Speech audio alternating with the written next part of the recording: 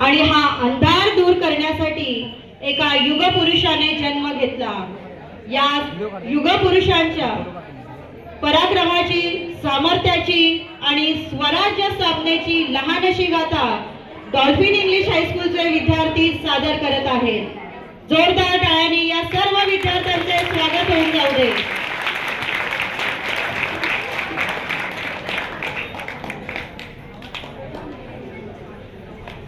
के M Agarwal महाविद्यालय कला मंच आपल्या समोर सादर करीत आहे.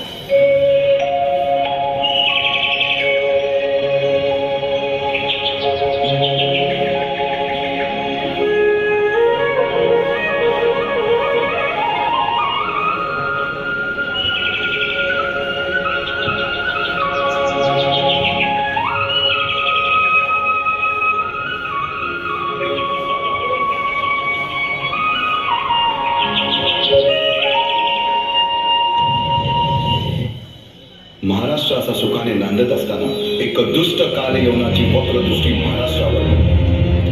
महाराष्ट्र परकीय स्वारांच्या काचेखाली भरडला जातो. अपहरण, अपमान, जुलूम, जबरदस्ती, अन्याय, अत्याचार, मंदिरांची तोडफोड, स्त्रियांची, धनधान्यांची लुटालूट थांबत नव्हती. जेव्हा आपल्याच घरात दुधाची गाय आणि घरातील मायवर सुरक्षित होते तेव्हा घरातलाच अंधकार मनात घर करून बसतो.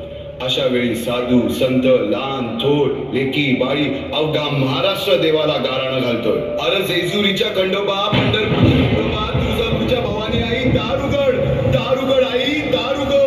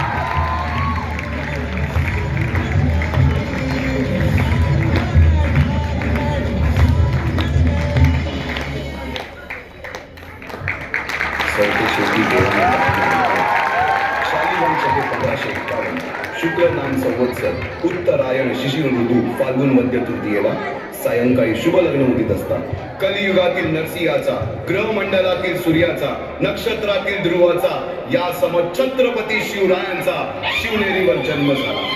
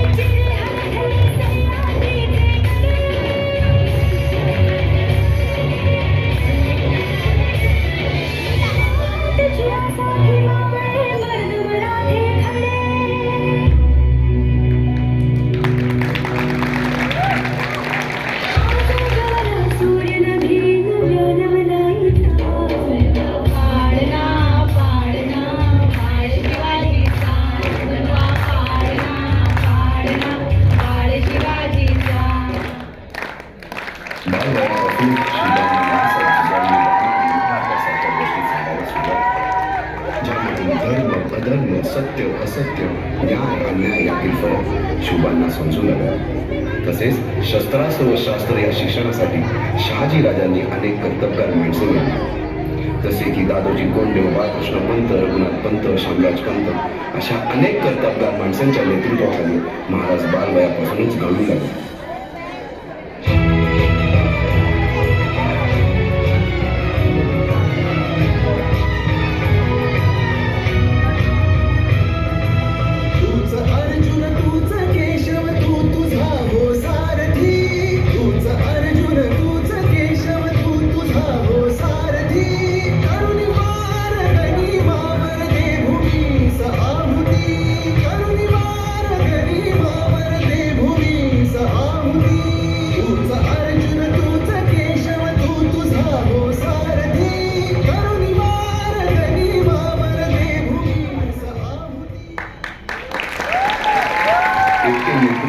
साम्राज्य उभे करू शकत नाही, त्यासाठी तशी कर्तबगार माणसे निष्ठावन मावळे घडवावे लागतात. शिवरायांनी असे सवंगडी त्या वयापासूनच पाळखायला सुरुवात केली.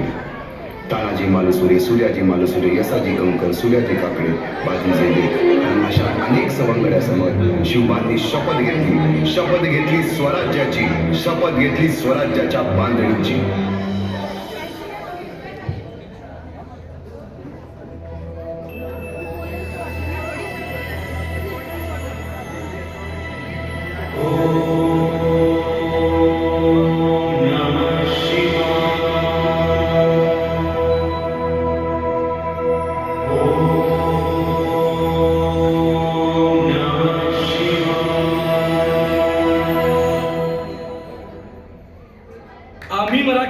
आम्ही मराठे यवनांची पीडा नष्ट करण्यासाठी हिंदवी स्वराज्य स्थापन करीत आहोत. यवनांची पीडा नष्ट करण्यासाठी हिंदवी स्वराज्य स्थापन करीत आहोत. राष्ट्रभावनेने संघटन करून देशावरील परकीयांचे आक्रमण नष्ट करीत आहोत. देशावरील परकीयांचे आक्रमण नष्ट करीत आहोत. स्वकीय व परकीय शत्रूंचे उच्चाटन करण्यासाठी उच्चाटन करण्यासाठी स्वराज्य स्थापन करीत आहोत. स्वराज्य स्थापन करीत आहोत. यात तू आम्हास यश द्यावे. हे राज्य व्हावे ही तर श्रींची इच्छा. रायरेश्वरासमोर शपथ घेतली आणि स्वराज्याची गोडदोड सुरू झाली. तोरणा किल्ला घेऊन स्वराज्याचे तोरण बांधले. पुढे मुरुंब देवाचा डोंगर, कुवारी गड, सुभान मंगल, कोंडाणा, शिरवळचा किल्ला, पुरंदर आणि 12 मावळ स्वतंत्र झाला. पुढे राजांनी पराक्रमाने जावळी देखील घेतली. परंतु त्यानंतर स्वराज्यावर ओढवले भले मोठे संकट. ते संकट म्हणजे अफजल खान.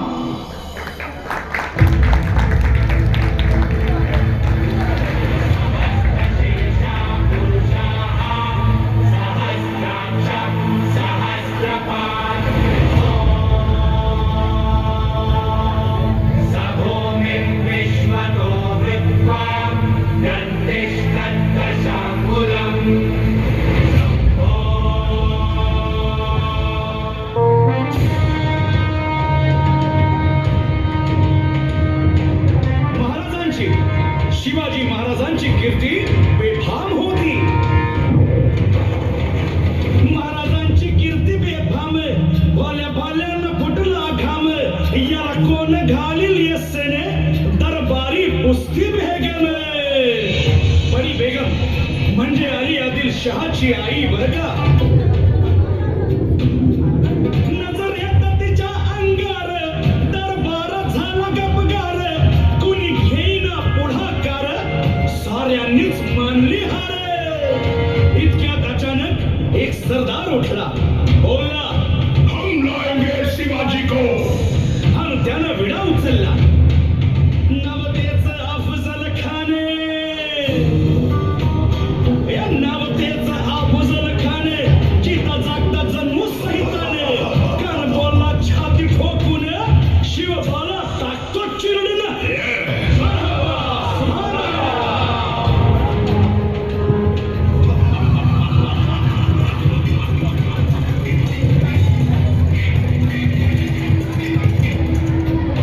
शिवबाचं काही खरं नाही.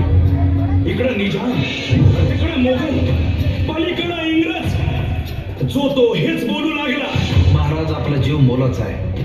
खानाचं सैन्य अफाट आहे. त्याच्यासमोर आपला टिकाव लागणं अवघड आहे. काही दिवसांसाठी आपण कुठेतरी अज्ञात स्थळी निघून जा. काय म्हणालात रायबा? मासाहेब, आम्हाला आमच्या जीवाची पर्वा नाही. राजांचा जीव वाचणं गरजेचं आहे. रायबा, शिवबा केवळ आमचा पुत्र नाही, तर अवघ्या मराठी जनांचा स्वाभिमान आहे. या मातेने आपला पुत्र गमावला तरी 72, परंतु भ्याडपणे पळून जाऊन या मराठी मुलखाचा स्वाभिमान गमावता कामा नये. अशा वाघिणीचा त्यो छावा. बाळासाहेब आपला पुत्र आणि मराठी मुलखाचा स्वाभिमान विजयी टिळा लावूनच परत येईल. अशा वाघिणीचा त्यो छावा. तथास्तु. गनिमाना कसा ठेचावा, डोक्यात नेहमी कावा, भेटीचा धाडला सांगावा. खानाच्या भेटीसाठी महाराजांना एक शानदार शामियाना उभारला होता. आणि अशा या शामियाना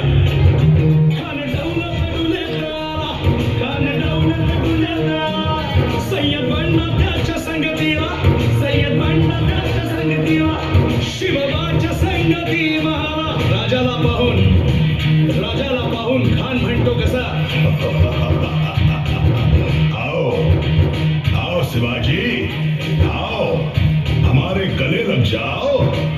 खानानं राजाला आलिंगन दिलं आणि दगा केला. खान अभिमान मान्या, खान अभिमान मान्या. कट्यारीचा वार त्यानं केला, कट्यारीचा वार त्यानं केला. खरं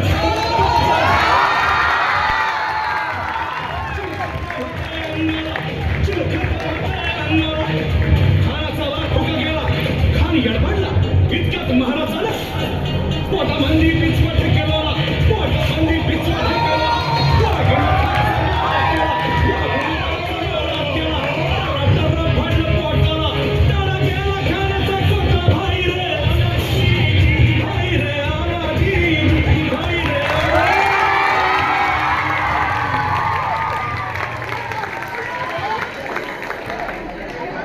अफजल खानाच्या वधानंतर महाराजांनी स्वराज्यवाढीची मोहीमच हाती घेतली. पाहता पाहता पन्हाळ्यापर्यंतचा प्रदेश जिंकून घेतला. कोकणही ताब्यात घेतले. सर्वत्र फक्त विजयच विजय दिसू लागला. हिंदवी स्वराज्य वाढू लागले. अशा या वाढत्या हिंदवी स्वराज्यावरती संकटे येतच होती. पुढे स्वराज्यावर संकट आले ते म्हणजे सिद्धीचे, सिद्धी जोहरचे. सिद्धीने सुमारे 4 महिन्यापेक्षा जास्त पन्हाळ्याला वेढा घातला. या वेळातून महाराजांना सुटकेसाठी बाजीप्रभू देशपांडे, शिवा काशी व अनेक बांधवांनी पराक्रमाची शिकस्त दिली. समोर मृत्यू दिसून सुद्धा शिवा काशी प्रति शिवराय बनून सिद्धीच्या शामियान्यात जातात. काय म्हणावे त्या धैर्याला. पावनखिंडी 3000 गनिमांची अवघ्या 300 मावळ्यांना घेऊन गोडखिंड अडून धरली आणि बाजीप्रभूंनी राजांना पुढे जाण्यास सांगितले. काय म्हणावे त्या शौर्याला.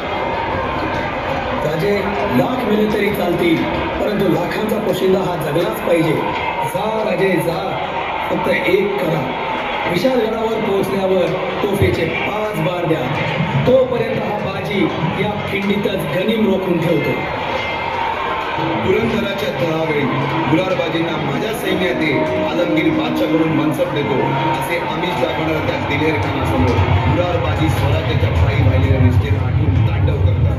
काय म्हणावे त्या स्वामी निष्ठेला. पुढे राजांना आग्र्याला जावे लागले. तेथील औरंग्याच्या मगरमिठीतून निष्ठून आल्यावर तहात दिलेल्या किल्ल्यापैकी जेव्हा कोंढणा घेण्याची वेळ आली तेव्हा स्वतःच्या मुलाचे लग्न बाजूला ठेवून सुभेदार तानाजी मालुसरे पुढे आले. काय म्हणावे त्या त्यागाला. ही मोहीम मॅच फत्ते करणार आहे. आधी लगीन कोंढाण्याचं, मग माझ्या रायबाचं.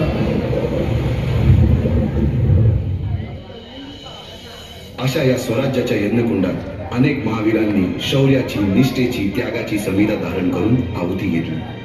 अशा कित्येक महावीरांनी पराक्रमाची पराकाष्ठा करत स्वराज्याचे एक एक दगड, चिऱ्या, पायऱ्या बसवल्या, घडवल्या. एक एक बुरुज बांधला गेला आणि आता वेळ आली त्या बांधलेल्या भक्कम गडावर विजयश्री धारण केलेला भगवा ध्वज चढवण्याची, म्हणजेच आपल्या महाराजांच्या, शिवरायांच्या राज्याभिषेकाची.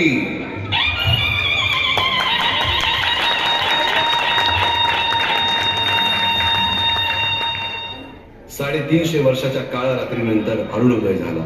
भगवंतांनी दिलेला शब्द खरा झाला. हिंदवी स्वराज्य स्थापन करणारा, यवनांची पीडा नष्ट करणारा जाणता राजा राज्याभिषेकासाठी सज्ज झाला.